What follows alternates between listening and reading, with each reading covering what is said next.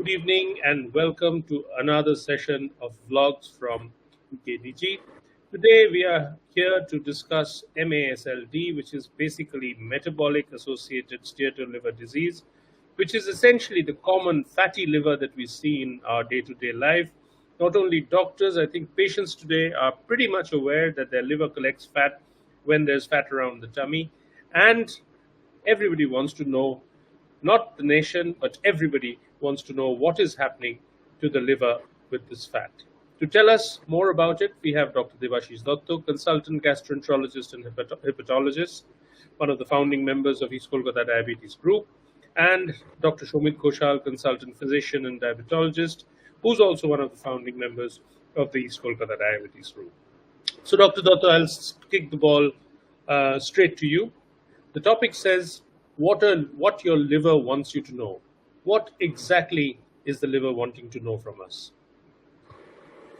So, you have probably all heard of this term called fatty liver. So, if I can say, MASL is also one of a fancy name of fatty liver, because it is not only the liver which is affected, but it affects a lot of other organs. So that's why it's called metabolic associated steatotic liver disease. So previously you used to know of a term called non-alcoholic fatty liver disease, where people who did not drink significant alcohol, if they have any liver issues, it is to be called non-alcoholic fatty liver disease. Now the terminology has changed to MASLD. Now it encompasses a lot of things. Why are we worried? Because a lot of people do have fatty liver, but a small proportion of them may develop inflammation of the liver due to the fat, which can in future lead to liver damage, i.e.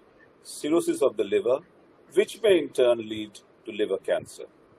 So we need to be very cautious about anyone with a diagnosis of fatty liver to see if they need any treatment to prevent it from going any further to liver inflammation or cirrhosis. And also one thing to remember, Vinayak, is fatty liver is not an isolated condition. So if anyone has got a fatty liver, they may have other conditions like diabetes, problem with their cholesterol, triglyceride levels, even problem with their heart or kidneys. So it's not a single entity. We actually have to look at other conditions which are associated with it. So,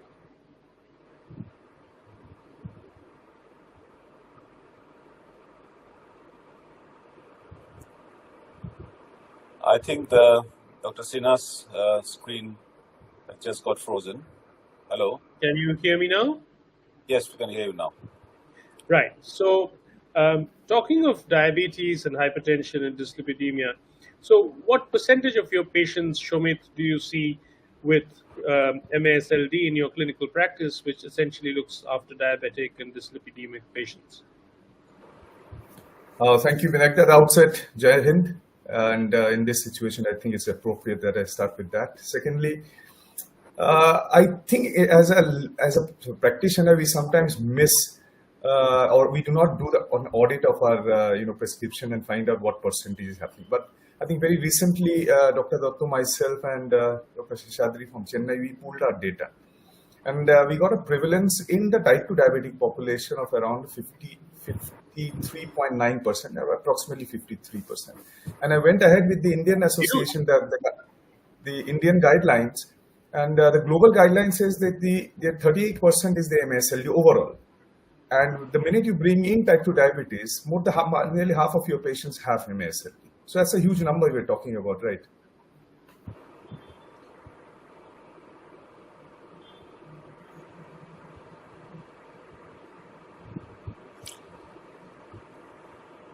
I think majority of the patients with diabetes, I feel, Shomit, needs to be screened for fatty liver. I think we never used to do that previously. But anyone who presents with diabetes or even dyslipidemia, that means high cholesterol, triglyceride, should be screened for fatty liver disease, because early diagnosis is quite important. I agree, because I think the new 2025 guideline that all type diabetic patient needs to be screened for MASLD. Those who are non-diabetic, you may screen them if they have more than equal to one other additional risk factors. But type 2 diabetes per se needs to be screened.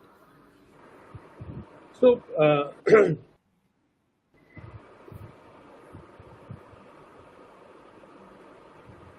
Yes, Vinayak.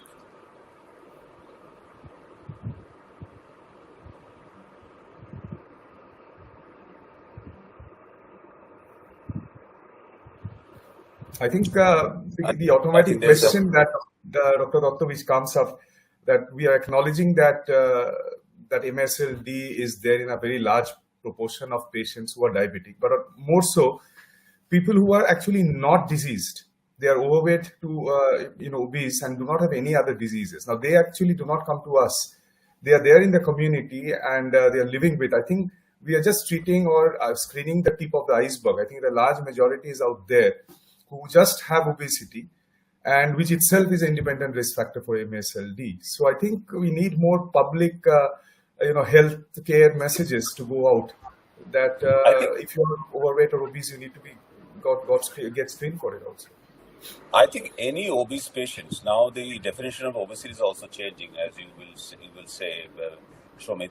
Anything who we say is obese, I would actually go anyone with a BMI probably above 25. Previously used to be have 30. I think they should have a health screening. It's not only for the liver. I think they should screen for diabetes, cholesterol, and check for hypertension, kidney diseases. I think the screening is very important because many of these patients have undiagnosed disease, not only with the liver, but also possibly hypertension, possibly other factors. And I think it's, as you said, it's just the tip of the iceberg. We are missing a lot of patients with liver issues, and they suddenly present to our clinic with the diagnosis of cirrhosis. But if we could diagnose them early, then this can be prevented. Vinayak, you are back. I'd like to take you both up on this question of 55 of your patients have chronic liver or fatty liver or MSLD by definition. So what are we looking at? Epidemic of cirrhosis or epidemic of liver cancer? Can I take this one, Shomit? So, you see, what Shomit is saying is 55% of them has got mast cell. That doesn't mean all of them have got cirrhosis. So cirrhosis doesn't happen in one day. Cirrhosis is an irreversible condition in the liver, and which is quite serious. But what happens is it goes through different phases. So if someone has a fatty liver diagnosis now in an early disease, for someone to have cirrhosis will take many years. We're talking about 10, 15 years. So it goes to different phases. So what we say is initially it is F0, so there is no fibrosis in the liver. Then they will turn to F1, mild inflammation. F2, which is start of fibrosis. F3, F4, and then we have cirrhosis. So what we are talking about is 55%. All of them don't have cirrhosis. They are in the different brackets. Some are F0, some are F1, 2, 3, some are cirrhotic. So our aim is to try and diagnose the patients who are early stages like F0, F1, F2, so we can give treatment so that there is a reversal of fibrosis. So they don't progress to cirrhosis, but actually go back to the F0 category. So all 55% are not cirrhotic. The second point is you're absolutely right. We are actually sitting sort of on a really, really sort of slippery slope in the sense that there are many patients who are actually not diagnosed with fatty liver or mast cell, and they will suddenly turn up with cirrhosis because we have to remember the initial disease of fatty liver has got no symptoms. So people do not know they have got fatty liver unless they have done the tests.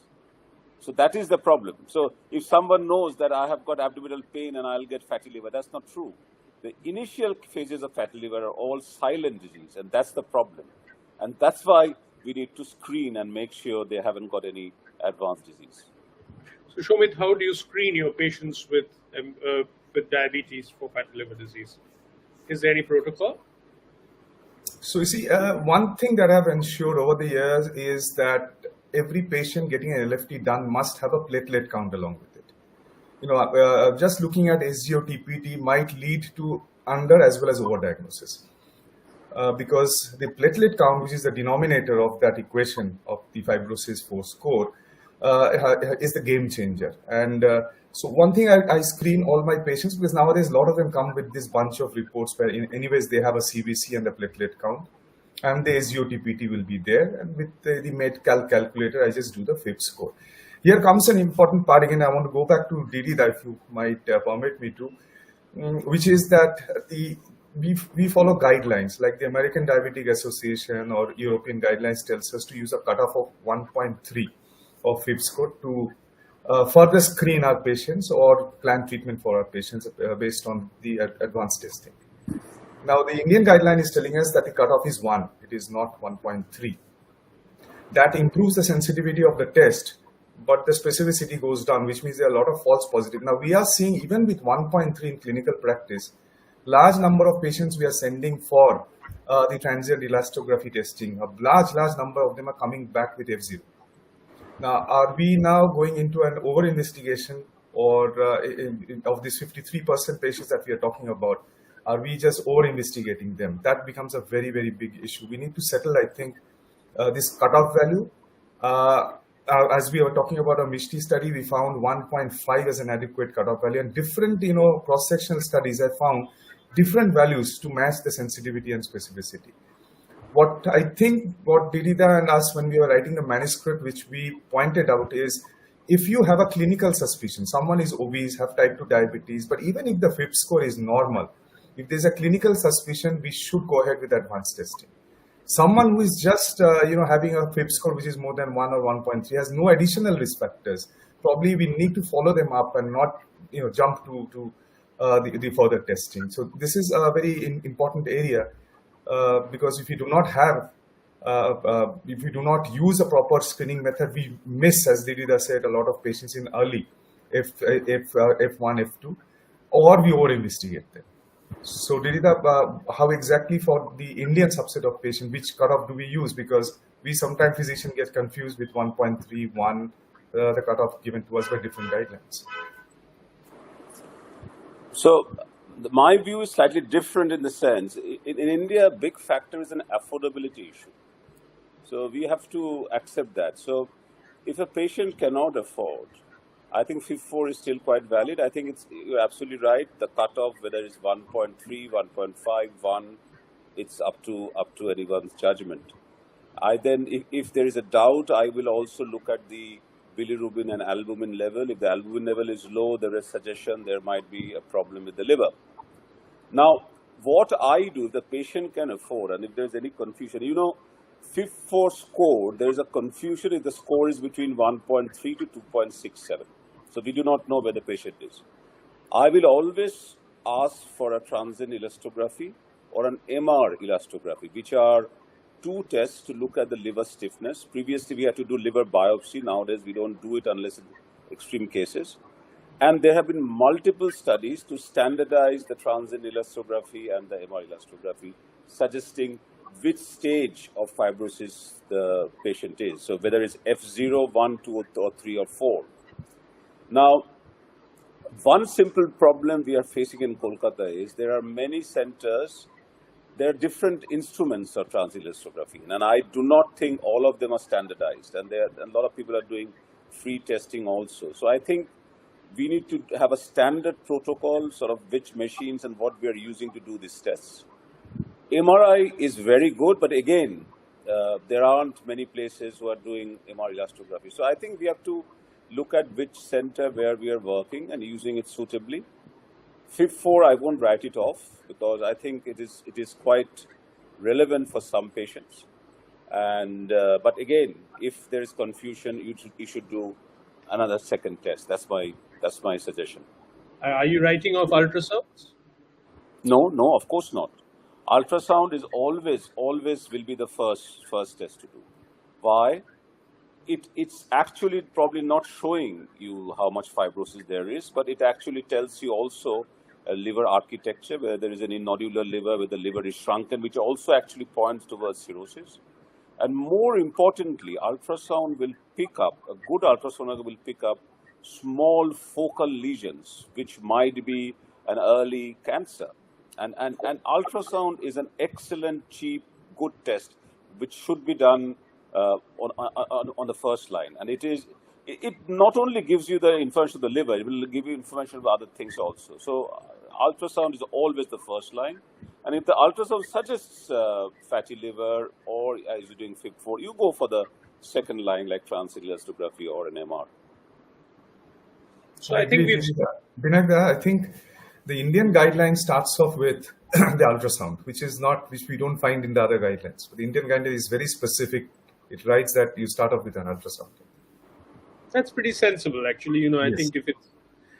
So I think we've discussed the diagnosis and screening for MASLD. The question now comes, how does one stop this fatty liver or MASLD from developing? Girida. I think it's a lifestyle. You see, as I said, there is a lot of data on how to diagnose and how to do it. And as I said, there are a lot of patients who are not diagnosed. So I think the lifestyle is important. Whatever studies you look at, the people who are more prone to have fatty liver, I'm not talking about alcoholic liver disease. I'm just talking about people who do not drink excess alcohol. Fatty liver, or MASL, what we call, the people are usually overweight. People usually have sedentary lifestyle, or people have comorbidities like diabetes, high blood pressure, dyslipidemia, as we were just discussing. So I think lifestyle is very important. Diet, exercise, and healthy eating. I think that's something which can prevent fatty liver. Is alcohol banned? Sorry, I missed that. So Is alcohol Banned. banned. No, alcohol is not banned at all. I don't think there are multiple guidelines which actually shows that unless someone is drinking excess alcohol, it should not matter. But you see, the problem is we do not know how a person will react to an alcohol. So there are people who won't drink heavily but still have liver disease, and some will drink heavily, won't have liver disease. So alcohol is not banned, but sensible alcohol drinking is important. And I think there are a lot of data about how much alcohol one can drink. Most of them are Western data. Indian data, not that much. But now the guidelines have come that for female, 20 grams a day, and for male, 30 grams a day. Less than that is a permissible limit. So one drink for ladies, 2 drinks for men. That's what is coming to. So no, alcohol is not banned, but someone has to be very sensible. About alcohol drinking. Shobit, I'll move on to a little bit more on the management. Anti-diabetics have taken a center stage in management of MASLD or MASH, whatever you would want to call it. So could you take us through the drugs that have come into focus as far as MASLD is concerned, namely pioglitazone, SGLT2, and of course GLP-1 receptor analogs? Yes. I think I'll start off from where Didida left off, which is it's a heterogeneous disease, and there are 3 clusters we need to remember when we talk of MASLD. One is a genetic defect at the level of the liver, where the fat is accumulating in the liver but doesn't go to the bloodstream. Now, this is a cohort the individuals who have a high risk of liver-related complications but have very low risk of cardiovascular disease. Now, this is a specific entity. Second entity is those who synthesize their own fat in their own liver and throws the fat also into the bloodstream. Now, they are at a very high risk of cardiovascular complications. What you need to understand that this trigger of the fat generation in the liver starts due to lifestyle, increase in sucrose, increase in fructose-rich meal, increase in saturated fat. That causes the insulin resistance and throws the excess fat. Now, these are the ones who accumulate fat all over the body. They develop sleep apnea because they accumulate fat in the respiratory system. They develop liver disease. They develop chronic kidney disease, dementia, and all those things. So, a holistic approach in reducing their weight needs to be done. Third, we also found from our cohort is a very important entity called lean MASLD. Lean means BMI is less than 23. Here, weight management is not that important. These are the individuals where adipose tissues outside the body is creating this excess fat and sending it into the system. Now, this third category, the lean MSLD, is where pioglitazone comes in, because this is where we need to accumulate the internal fat stores. They need to be restored, and that's exactly what pioglitazone does. Now, the second category, which was due to the liver de novo synthesis of fat is happening and throwing into the system, comes in GLP-1. Now, GLP-1 is the one we have been using for weight loss and sugar control for a long period of time, especially the drug which was sort of a prototype we brought in also cardiovascular outcomes reduction was liraglutide. Liraglutide was subsequently even was approved for weight reduction at 3 milligrams. Now we are finding excellent data with semaglutide, the next generation. The oral semaglutide is available with us, and we're hearing very soon the injectable one will also be available. Now, if you want to burn more amount of fat and energy, remember resolution of the fibrosis stage will happen once you start losing more than 10% of your baseline body weight, which the usual SGLT2s and the GLP-1s won't help us achieve that level. So there comes the dual agonist, the GLP-1 GIP, which has been launched very recently. New oral formulations, orforglipron is also a hot property now. Triple agonist, bringing in glucagon is also in the pipeline. And they are getting approval for MSLD treatment, as you rightly said, not only for diabetes, but because they do not cause hypoglycemia, they are also being approved for the non-diabetic setup. So they can be used, but we need to remember that their effect is from the metabolic perspective. Their impact is not necessarily at the level of the liver. That is a different group of drug. Probably you'll put the question to Dirida, which are specific to the liver outcomes. These reduces fat, reduces the impact on the liver, and reduces cardiovascular outcomes. It gives all those benefits, cardiovascular benefits. Shobhit, I'll stay with you on this for a little while longer, and I'll ask you, so what about the 3 milligrams of liraglutide and the 2.4 milligrams of semaglutide? Do you think they will make a significant difference? Yes, definitely. 3 milligrams data, the lean study and other studies are excellent data done specifically on, rather the only 2 biopsy-driven study done was with SEMA and with liraglutide. So liraglutide has a biopsy-proven study and probably we might have generic 3 milligrams coming very soon. So it would also be cost-effective compared to a semaglutide that we have. Right. So these are all anti-diabetics, Didida. What about drugs that are specific to the liver? We've heard about vitamin E. We've heard about our obeticholic acid and our very own Make in India saroglitazar. Can you give us a brief overview of all these 3 drugs? You see, the first thing is I will mention that whatever studies have been done, every study includes 2 things: exercise and diet. So we can add many medications, and I think from the diabetes point of view, metabolic point of view, there have been fantastic medications which are coming in, which are beneficial. But I would like to reiterate, exercise, diet is very important. And there have been very good studies showing that if someone can lose 10% of their weight, there's actually reversal of some fibrosis. So I think we should give a lot of importance and tell the patients that doing the exercise, having proper diet, we can have a long discussion about diet. Losing weight is very important. Now, regarding the drugs, you see, first of all, I used to like obeticholic acid quite well, but it has gone quite completely out of fashion. There have been some liver-related issues, so we are not using, unfortunately, obeticholic acid anymore. It came up at a big hype, but I think most hepatologists have stopped using it. Saroglitazar, yes, there have been few studies which have come up showing it is actually beneficial in certain patients, especially with obesity, high triglyceride levels. And Indian Society of Gastroenterology and INASL, which is the liver society, has actually recommended saroglitazar in MASL. But I must mention, this is not for cirrhosis. So saroglitazar is recommended for F1 to F3 fibrosis, not for F4 or beyond where the patient is cirrhotic already. So there is always confusion. I see patients with cirrhosis on saroglitazar. There is no evidence till date that in cirrhotics saroglitazar works.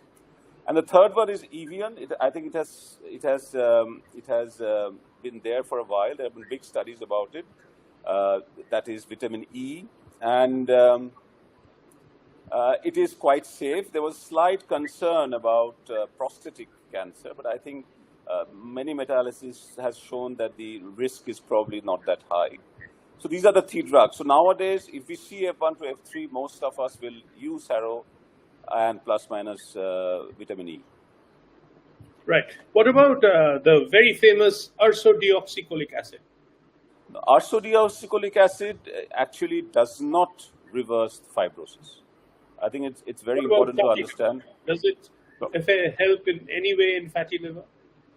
It doesn't help in fatty liver, but what it helps is it improves the liver function test, improves the cholestasis, and that makes both the doctor and the patient happy. But it actually has no role in reversing fibrosis in MASLD. Right. So it's finally come down to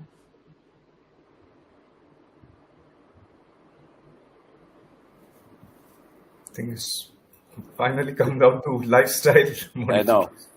So it's finally come down to lifestyle and being a good boy. And if you are really a diabetic, if you're lean, you go for a pioglitazone. And if not, then you go for a GLP-1 or a twin cretin, or go for a triple agonist or an oral GLP-1 or something like that. If you do not have diabetes, you can go for these drugs, but you probably can go for drugs like vitamin E and saroglitazar. Though I think from what Dr. Datta said, saroglitazar has to be used with care, because it is not something that you use in established cirrhosis, something that we see being practiced on a day-to-day basis, which we should avoid. So finally, before we leave, we've got people who are watching who are not really doctors. These are people who are lay persons who want to know about the liver and how to keep the liver healthy. I will give each of you 1 minute to tell us your thoughts about the way to a healthy liver. If I may start, it's only 2 words: exercise and diet. And I always recommend to my patients to keep a weighing machine at home. If your weight is going up significantly, watch it, and I think be careful about it. And also, if it's going down significantly, you need to watch it also. So it's quite important to keep an eye on the weight. You don't need to do fancy tests. If you are not feeling well, that's a different thing. Keep an eye on your weight. And if there are any risk factors like obesity, family history, do get to do a blood test, a routine blood test, just a liver function test to see how things are. But before I leave you, there's also this question of cholesterol that you had brought in, and I'm sorry I had to bring it in the last instance. So if somebody has fatty liver, do we treat them with statins? Yes. Or do we stop those medicines? I think there is absolutely no reason not to treat them with statins. So statins are in, and they actually would help liver reduce the liver I think fat. There is a false concept that with a liver abnormality you cannot use statin. Yes, there are certain patients who won't tolerate statin, but the number is not high. I think we got to use statins. It's a very standard practice that we got to use statins in liver disease, with dyslipidemia especially. Shomit, as a diabetologist, your last words on this metabolic scourge. So for physicians at large, please screen for NFLD for all your type 2 diabetic patients. That is a thing that we should not miss, because this prevalence is quite big. From the overall general public perspective, as Divya said, don't think you're safe simply because you don't have any other metabolic disorders. If the weighing scales or your hip, the size of your belt is going up, definitely screen yourself for ectopic fat accumulation and get a routine test done of at least annually if possible. Thank you so much, Dr. Datta, Dr. Ghoshal. You've been wonderful panelists. I'm sorry I had a bit of a glitch in the middle. And thank you, ladies and gentlemen, for being such a wonderful audience. I'm sure you've learned a lot, because I personally have. Thank you, stay well, and Jai Hind. Thank you. Thank you very much.